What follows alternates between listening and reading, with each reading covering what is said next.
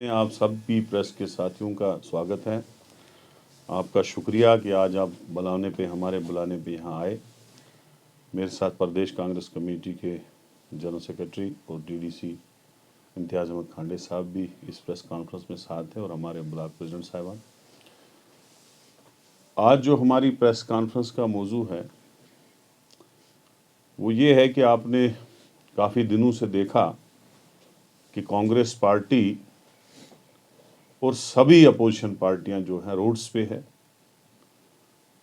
क्योंकि हमारे गृह मंत्री श्री अमित शाह जी ने जो बाबा राव अंबेडकर जी के खिलाफ, उनकी शान के खिलाफ गुस्ताखी की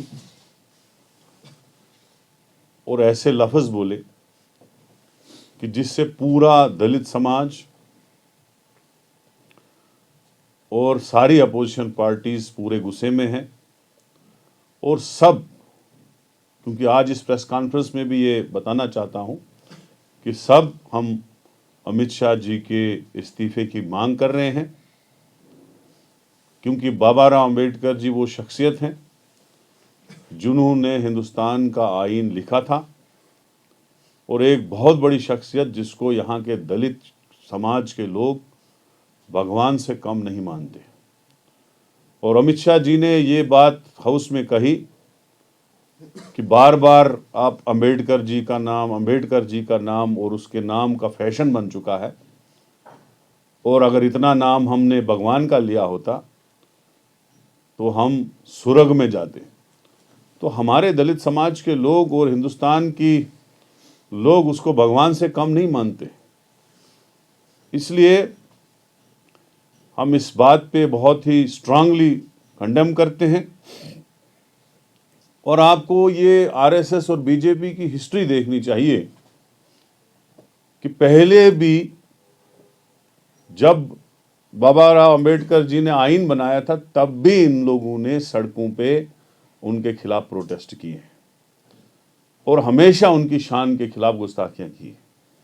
तो लिहाजा मैं आज Congress committee, all India Congress committee working committee का मेंबर, आज अपनी तरफ से, अपने साथियों की तरफ से, अपनी पार्टी की तरफ से ये मांग दोबारा दोहरा रहा हूं कि अमित शाह जी को रिजाइन करना चाहे या मोदी जी को कोई स्ट्रांग स्टेप उनके खिलाफ उठाना चाहिए और उनको पूरी हिंदुस्तान की आवाम से माफ़ी मांगनी चाहिए जो अल्फाज उन्होंने बाबा राव अंबेडकर जी के खिलाफ पार्लियामेंट में बताए।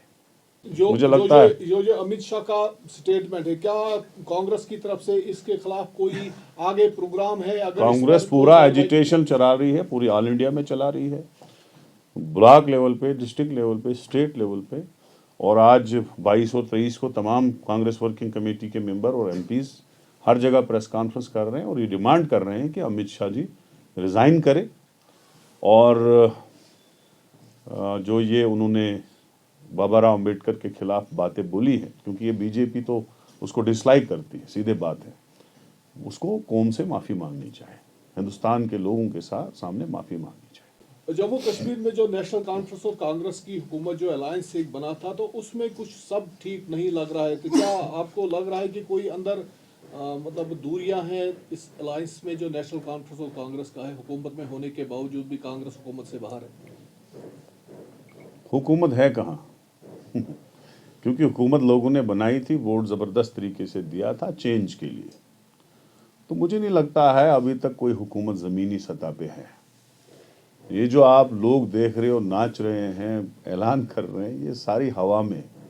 ना अभी तक इनको कोई पावर है, ना इनके पास कोई फंड्स है, न इनकी कैबिनेट मीटिंग का कोई डिसीजन पास हो रहा है, न इनका ऑर्डर कोई पास हो रहा है। अभी तक जो है बिजनेस रूल्स तक नहीं बने, तो हुकूमत है कहाँ? जब हुकूमत फंक्शनिंग करेगी और कांग्रेस को लगेगा कि जो हमारे पॉइंट्स हैं, हमारा मैनिफेस्टो है, उसमें कोई बात रही तो हम उस पर बात करेंगे। लेकिन मुझे लगता है कि अभी तक हुकूमत हवा में ही है, कोई ज़मीनी सतह पे उसका कोई इम्पैक्ट नहीं है। जब आप वजीर थे सन 18 तक, आप हुकूमत में थे, एमएलए थे, यहाँ से 2 बार आप मुंतखब हुए हैं, तो आपको उस हुकूमत और आज की जो यूटी हुकूमत है, जो गवर्नर आज एडमिनिस्ट्रेशन, गवर्नर जो एडमिनिस्ट्रेटिव है, हेड जो है, एडमिनिस्ट्रेशन के वो गवर्नर साहब हैं, तो इसमें आपको क्या फर्क लग रहा है और क्या आपको लग रहा है कि इसमें जो तरक्याती काम है जो वादे किए गए हैं लोगों का, जैसे बिजली का देखो, जो 200 पावर या वो बिजली का या नौकरी का देखो, वो या जो बहुत सारे ऐसे 370 का, और आज भी एक रिजर्वेशन को लेकर एमपी ही नेशनल कॉन्फ्रेंस के पार्टी के खिलाफ खड़े हुए हैं और आज वो 3 बजे जो उमर उबला की रेजिडेंस के बाहर प्रोटेस्ट कर रहे हैं लोगों के साथ। तो क्या लग रहा है आपको ओवरऑल जो सिचुएशन जो क्या समूथ है कि नहीं है? देखो, उस वक्त की जो हुकूमत थी वो पावरफुल थी, स्टेट था, वो सारे departments including home department, revenue department और फुल फ्लेज्ड पावर जो थे सरकार के पास थे, रियासती सरकार के पास थे, एज ए मिनिस्टर हमारे पास थे। और जहाँ तक यहाँ की असेंबली का ताल्लुक है, 370 और 35A की वजह से हमारी ज़मीनें महफूज थी, हमारी नौकरियाँ महफूज थी और हमारा असेंबली सबसे पावरफुल असेंबली थी मुल्क में, कि जो भी लॉ पास होता था पार्लियामेंट में वो डायरेक्ट जम्मू कश्मीर पे इम्प्लीमेंट होता ही नहीं था जब तक हम उसको असेंबली में पास ना करें।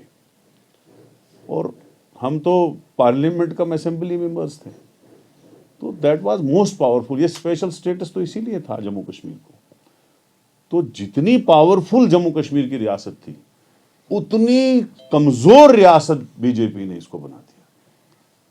तो आजकल बहुत कमजोर है। आप प्रोटोकॉल की तरफ और सिक्योरिटी की तरफ मत जाओ, क्योंकि काम देखना चाहिए। अभी तक कोई ऑर्डर्स पास नहीं कर सका चीफ मिनिस्टर, कोई इंप्लीमेंटेशन नहीं हुई किसी चीज की। हुकूमत आते आते ही मेजर रिशफल होता था, हुआ नहीं हुआ। तो इसलिए कहाँ है हुकूमत? हुकूमत जब होगी तो हम बताएंगे हुकूमत कुछ कर रही है, और जो हमारे पॉइंट से कांग्रेस के, हम बताते कि जनाब ये भी कर लो उसमें शामिल, जो हमारा एजेंडा था। क्योंकि पार्ट ऑफ, अगर हम हुकूमत को सपोर्ट दे रहे हैं, और हमारी वजह से काफ़ी फ़ायदा नेशनल कॉन्फ्रेंस को हुआ कश्मीर में, कि उनकी छवि हमने साफ की, तो इसलिए वो फ़ायदा उनको उठाया। तो हम भी अपना एजेंडा उनसे इम्प्लीमेंट करवाएंगे, लेकिन तब जब उनके पास पावर होंगे। अभी तक तो कुछ है नहीं। Thank you.